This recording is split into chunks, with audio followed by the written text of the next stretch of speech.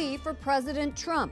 Christian refugees in Iraq, once targeted by ISIS, begged the U.S. for help to rebuild their towns. Aid from the church. Christian leaders from the Middle East are gathering in Rome to spread awareness. We'll talk to one man working with them. Back on the job. A standing ovation for Congressman Steve Scalise, who returns to the House after being shot in June. Going home. The priest kidnapped by terrorists in Yemen returns to his native India. How he's being welcomed back. On EWTN News Nightly for Thursday, September 28, 2017.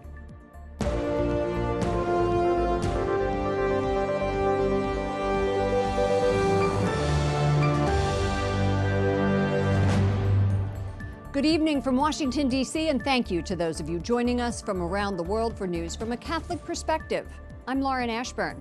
We begin with Christian refugees, those suffering from persecution in Iraq. They are pleading directly to President Trump tonight, begging the U.S. for aid before the end of the week. That's the deadline for the government to provide portions of more than $1 billion in aid to religious minorities. We will have continuing coverage throughout the broadcast. Wyatt Goolsbee begins our coverage. Good evening, Lauren. President Trump has promised to help, but the funds allocated by Congress to aid Iraq's religious minorities must be distributed before the fiscal year ends Saturday. So far, that money has been withheld, leaving tens of thousands of Christians and Yazidis to suffer the consequences. Christians and Yazidis in Iraq are making a powerful plea to the president. The young refugees at camps in Mount Sinjar and Dohuk hold up makeshift signs saying, "Please help us, Mr. Trump." Human rights activists like Joseph Kassab are crying out for the Christian community, who have received little or no aid from the U.S. government, even though Congress has allocated more than $1 billion for refugees, including Christians and religious minorities. Kassab's group is trying to stabilize the region. You pledge money and you don't give that money? What is going on here? We keep asking this question. Some of the answers is that there is very uncertainty and no stability in the areas in order to be helped out. In March of 2016, the U.S. State Department declared ISIS attacks on Christians and other religious minorities in Iraq and Syria genocide. But since then, no aid has been sent. Critics point out the State Department quickly allocated nearly $32 million last week to help the Rohingya, a Muslim minority facing violence and discrimination in Myanmar. The White House did not respond to multiple requests for comment. Officials at the State Department have yet to respond directly to our questions about aid to Iraq's religious minorities, but USAID, run from the State Department, say they have been allocating millions of dollars to help displaced people on camps and communities in Iraq, often with families. Lauren? So Wyatt, why then are Christians and Yazidis saying they're not getting that money? Well, Lauren, that really strikes at the heart of the issue here. Most of the displaced religious minorities are not in the camps, many of whom are organized by the UN. Christians and Yazidis are afraid to go to the camps because they're often raped, abused, terrorized. Instead, nonprofit groups and churches like the Archdiocese of Erbil have been housing thousands of them without direct aid from the U.S. government. Lauren? We will talk to the head of the Archdiocese of Erbil in just a few minutes. Thank you so much. Correspondent Wyatt Goolsbee reporting from the White House. The Trump administration issues a waiver to loosen shipping regulations for hurricane-ravaged Puerto Rico. It comes as the U.S. Coast Guard is helping Puerto Ricans affected by Maria. The governor says 97% of the island's residents still lack power and half lack running water. He says the U.S. territory is in emergency mode. Catholic Charities and the Knights of Columbus are just two organizations helping. House Speaker Paul Ryan says federal disaster aid accounts will get a boost by the end of the week. U.S. federal government shows off prototypes of President Trump's proposed U.S.-Mexico border wall.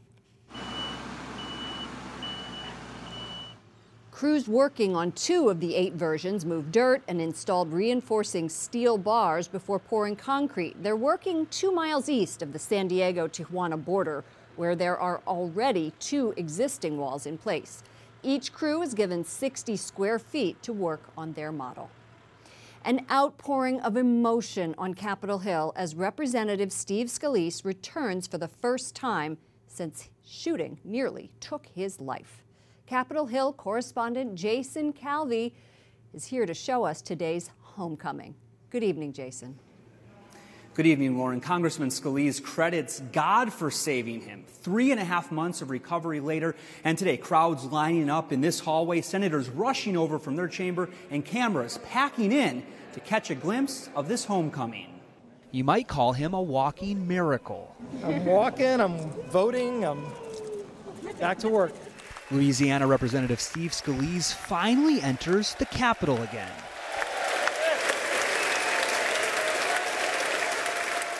A triumphant return for the House's number 3 Republican. I'm definitely a living example that miracles really do happen. It's been 3.5 months since a gunman shot and injured Scalise and 4 others at a Republican baseball practice in nearby Alexandria, Virginia. The first thing the Catholic lawmaker did that June day was pray.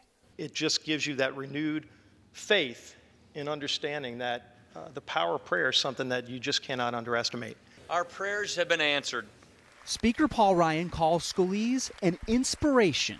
What's it like to have him back, Speaker? It's phenomenal. Just phenomenal. Capitol visitors surprised to see the man who could have died. My heart is just so excited because of how God has blessed him and brought him back to us and has protected him. With his wife at his side, Scalise says they're amazed by the acts of kindness. If you look at the outpouring of love, of warmth, of prayer, my gosh, Jennifer and I have been overwhelmed. And Congressman Scalise says he was most surprised by the outpouring of support from world leaders. He told his fellow lawmakers that people all over the world that depend on freedom are counting on them. Lauren? I watched it on TV, and it did bring chills to see every single person standing and applauding this man. How did Representative Scalise say that the shooting changed him? He says the whole experience only strengthened his faith in God. He praised his wife for holding their family together, and I have to admit it was pretty hard to not get choked up watching this testimony of faith today. Correspondent Jason Calvi on Capitol Hill. Thank you, Jason. Volunteers from a Catholic group are attacked as they deliver quake aid in southern Mexico. The Papa Francisco Pro Felicitas Foundation says one person was shot, another beaten, and a woman was sexually assaulted. The attack comes as rescuers continue to comb through the rubble of 2 strong earthquakes on September 7th and 23rd. Officials say the search could last for at least 2 more weeks until they are certain no one else is missing. A Venezuelan human rights lawyer tells a Vatican news agency the economic and social crises in the country are getting worse. A new Caritas report finds malnutrition levels at a crisis level. Nearly 15% of children are suffering from moderate to severe malnutrition. 71% of homes contacted says there's a deterioration in the quality of food. In South Sudan, where almost 40,000 people are living in refugee camps like this one, the UN is trying to improve security and living conditions. Most are women and children, including 20,000 children who have either been separated from their parents or traveled alone. The reorganization process involves moving groups of 1,500 people to new areas while new shelters are built. Archbishop Bashar Warda of Erbil, Iraq, has been tireless in his efforts to help Christians displaced by ISIS in Iraq. He runs hospitals and camps and ministers to thousands of refugees in his archdiocese. Most Christians live in Kurdistan, which has passed a non-binding referendum to separate from Iraq. But it could hurt, not help, those trying to return home. We're joined by Archbishop Bashar Warda from Erbil, Iraq, via Skype. Now, we met earlier this year when we were in Iraq in April. You have been doing tremendous amounts to help the Christian refugees. Since our team was there, how have things changed? Are they better? One good thing should be mentioned is that we have over 4,000 families have been able to return to their villages, despite the lack of finance to rebuild and reconstruct the villages. We have over 14,000 houses still remaining. funds, it's very, very short in the sense that we have received only from the Knights of Columbus, and Aid to the Church in Need is doing a huge campaign. Here in the United States, we just heard from our correspondent that the money is allocated for our government, but it's not been approved to come to you yet. How frustrated are you? This is really a very frustrating issue because we've been waiting for these funds to come, to start and to help and to urge more families to go back again, not to lose these historical lands. So we need the help soon. Archbishop, since the Kurdish referendum happened and there have been threats of violence, what are you hearing from your people? Unfortunately, the threatening messages which Baghdad have sent have really caused a lot of, doubt among my community. Many of families which I've met over the last 2 days, they've told me, Bishop, you've been telling us to stay. You have helped us a lot during these days, but it looks there is another crisis ahead, and especially in our disputed area, it's all been really threatened, and we expect another war, and we don't know what would be the future. So thank you very much. That's why we say today we need really the United States to really step in and try to calm down and really be part of what's happening, and not to leave the whole issue to the Iraqis, because the way that the Iraqis are handling the case is really terrifying to many people. And you think that helping them now, I remember in talking to you, is also helping the drive to have peace in the Middle East? Over all of these years, the Christian community have proven that they are a peaceful community, bridges of peace and reconciliation, trusted by all communities. Definitely, if you have Christians there, it would be a sign of peace and a sign of reconciliation. Community which suffered a lot, but community which was able to forgive and to go back again, to start life again, and to really reach to all with hands of peace and reconciliation and help. Archbishop Bashar Warda from Erbil, Iraq, thank you so much for joining us, for telling us the plight of Christians in Iraq. Thank you very much. The Archbishop has sent his counsel and top fundraising aid to Rome to educate those around the world who want to help. He's speaking at a conference organized by the group Aid to the Church in Need in Rome. Vatican Secretary of State Cardinal Parolin and Louis Sacco, the Patriarch of the Chaldean Catholics, also addressed the conference. Stephen Rasha joins us now from Rome. He is on the Nineveh Reconstruction Committee and spends most of his time in Iraq. Welcome to the program. You were our guide when we were there in April, and it's great to see you over the airwaves. A pleasure to be here, Lauren. So why are you in Rome? What support are you seeking from the church? So I'm here as part of a conference that was organized by Aid to the Church in Need about the future of restoration for the Christian communities on the Nineveh Plain. The majority of the Christian refugees from ISIS were from the Nineveh Plain, and the purpose of this conference is to educate our potential funders, including the representatives from many of the foreign embassies here in Rome and the Vatican, regarding the situation. Well, here in the United States, there's a bill in Congress that you know about. You've testified on committees to help push it through to provide that aid. What is your message to lawmakers here, especially in the Senate, who are considering it right now?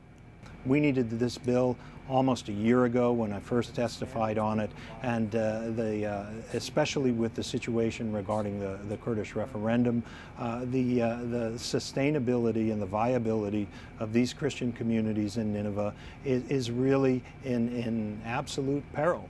And without HR 390 and other similar types of efforts, this whole thing could be a closed chapter pretty soon. We just talked to your boss, Archbishop Warda, who is also trying as hard as he can to keep Christians in the area and is also doing a lot of work with hospitals and with schools. How frustrating is it for you to not be able to get this funding to continue to do this good work? Well, it's enormously frustrating, Lauren. You know, we've had all sorts of supportive words from people across the spectrum in the U.S. government for a long time now, but nothing concrete at all. And we really are out of time. H.R. 390 helps us get this project in terms of returning the Christians to Nineveh. It helps us get this really moving in a meaningful way. It's not a complicated thing at this point, and it's enormously frustrating for us. Well, we thank you for the update, the fundraising update. I hope you are able to get back to Iraq to continue your important work. Stephen Rasha from the Nineveh Reconstruction Committee. Thank you, Lauren. Coming up, Kurdish independence, how the U.S. is responding to the overwhelming yes vote. We'll go to Capitol Hill to talk to Representative Trent Franks.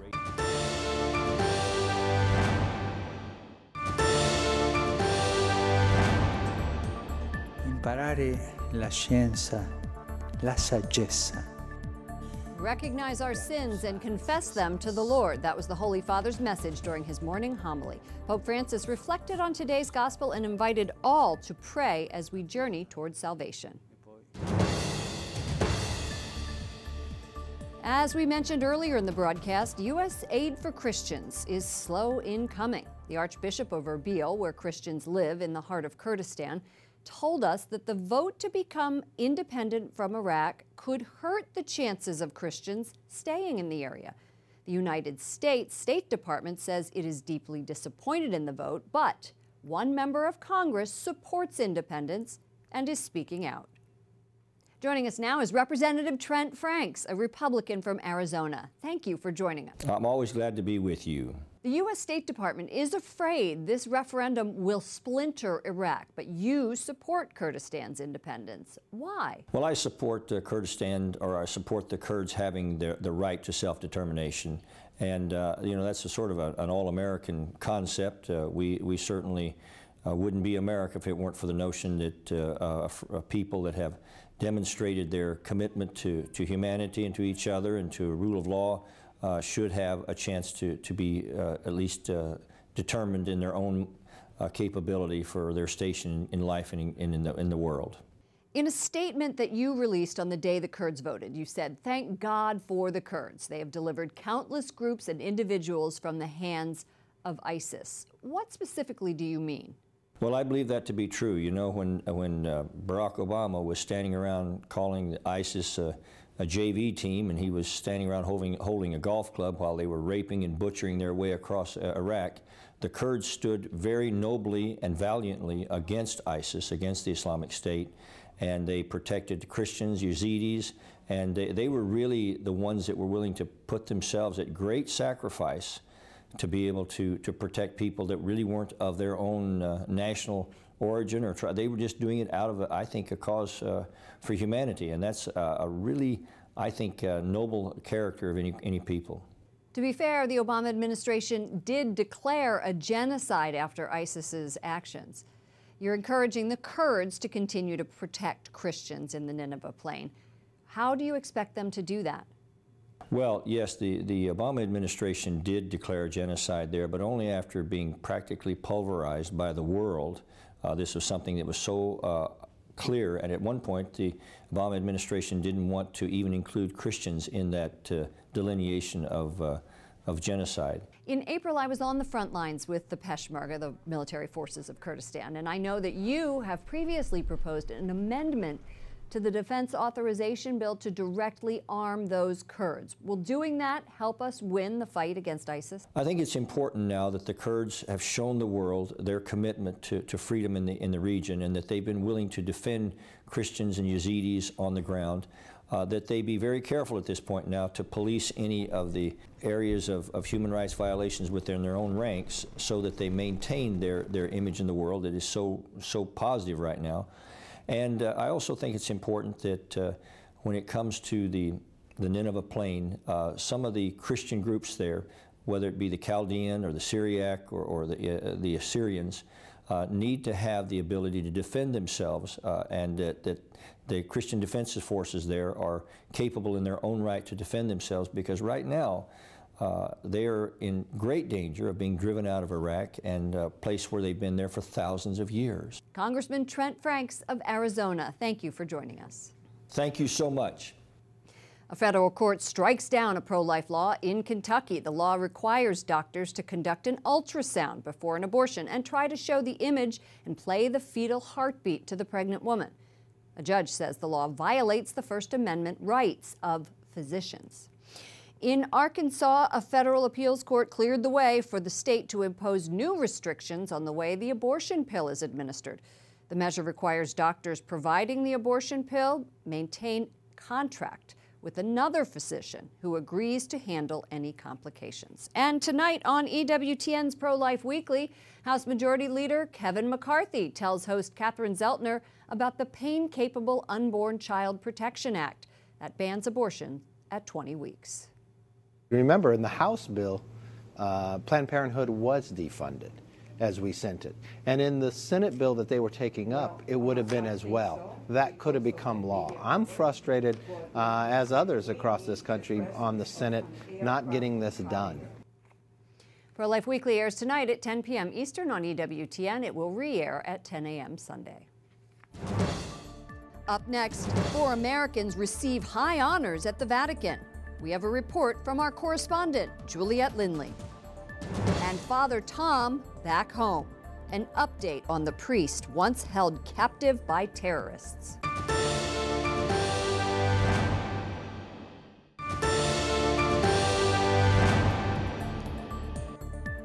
We honor St. Wenceslas today on his feast day. Born around the year 900 in Prague, he became Duke of Bohemia after his father died. He was later killed for his faith and is hailed as the patron of the Bohemian people. The Vatican is honoring scholars from all over the world with a new prize. It's for their work in promoting the relationship between faith and reason. This year's winner includes 4 Americans and 2 women. EWTN News Nightly Vatican correspondent Juliette Lindley introduces us to some of them. Expanded Reason is the name of the award given by the Ratzinger Foundation. It's inspired by Cardinal Joseph Ratzinger, who we know better as Pope Benedict, and his long-standing desire to highlight the link between faith and reason. We have to search the truth with the human reason in all the different directions, in the sciences, natural sciences, social sciences, but also in philosophy and theology. Nancy Tuckman, a professor of ecology and biology at Loyola University in Chicago, is a winner this year. We won this award for writing an environmental science textbook that's free and online for people at the margins who don't have enough money to buy a textbook. Darcia Narvaez, a professor of psychology, is being honored for her research at the University of Notre Dame. She's studying why adults nowadays seem to behave destructively and how they are cared for as babies is crucial. Lots grows after birth. Breastfeeding helps with that, and it should be very long, because it's building the brain and the immune system. This was the first time the Extended Reason Awards were held. The winners will split $120,000 in prize money for their efforts in promoting research that shows that faith and reason are compatible, an area Cardinal Joseph Ratzinger studied extensively over decades. In Rome, Juliette Lindley, EWTN News Nightly. The award winners met Pope Francis but did not have the opportunity to meet Pope Emeritus Benedict. Good news today. Father Tom Uzanonil is the Catholic priest who was freed after 18 months of captivity. Well, he is back home in India. Father Tom was welcomed back by India's Minister of External Affairs. He thanked all those who made his release possible, and he met with the country's Prime Minister. Father Tom was abducted by terrorists in Yemen in March of 2016. He was released earlier this month. That does it for all of us here at EWTN News Nightly. To all of you around the world, thank you for watching. I'm Lauren Ashburn. We'll be back tomorrow with more news from a Catholic perspective. Good night, and God bless you.